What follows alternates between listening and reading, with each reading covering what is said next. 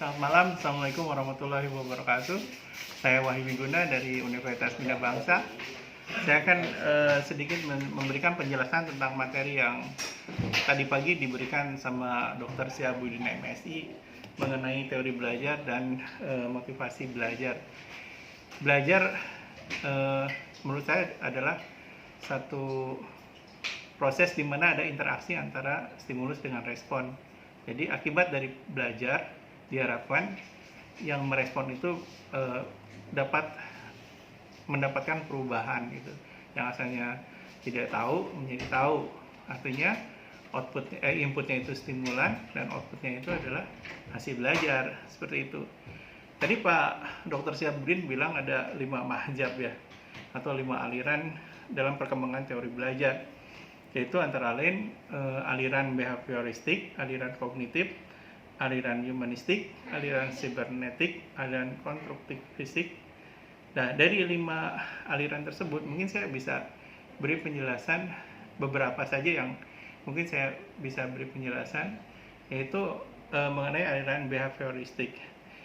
Aliran behavioristik adalah aliran tingkah laku, di mana seperti tadi saya ambil contoh dalam proses kegiatan belajar mengajar di kelas, di mana inputnya adalah stimulan dan outputnya adalah respon.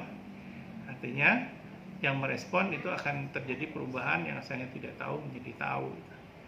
Nah, dalam ada beberapa teori yang bilang bahwa kenapa orang harus belajar sih gitu.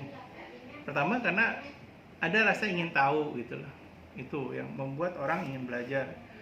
Yang kedua, ingin mendapatkan apresiasi atau simpati dari orang tua atau teman atau orang lain di sekitarnya. Di samping itu juga dia ingin memiliki rasa aman ya. Itu yang membuat mereka cenderung untuk belajar. Nah, apa yang terjadi dengan aliran kognitif?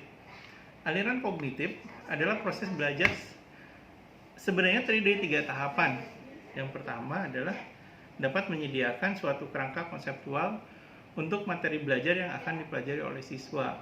Yang kedua, dapat berfungsi sebagai jembatan antara apa yang sedang dipelajari siswa saat ini dengan apa yang akan dipelajari siswa sedemikian rupa sehingga mampu membantu siswa untuk memahami bahan belajar secara lebih mudah. Artinya, secara kognitif itu dia harus memiliki pengetahuan ya yang berlebih sehingga dia akan mudah merespon apa yang dia dapat. Nah, apa yang disebut dengan aliran humanistik. Aliran humanistik itu menekankan kepada 3 aspek, yaitu aspek afeksi, kognisi, dan psikomotorik, di mana seseorang memiliki sikap, pengetahuan, dan keterampilan. Nah, bagaimana dengan aliran sibernetik?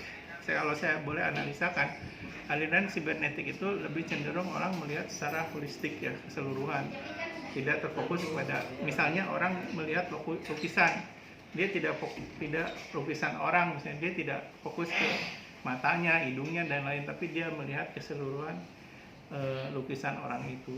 Oke, itu aja mungkin sedikit materi dari saya. Saya Wahyu Wiguna dari Universitas Bina Bangsa. Terima kasih. Assalamualaikum warahmatullahi wabarakatuh.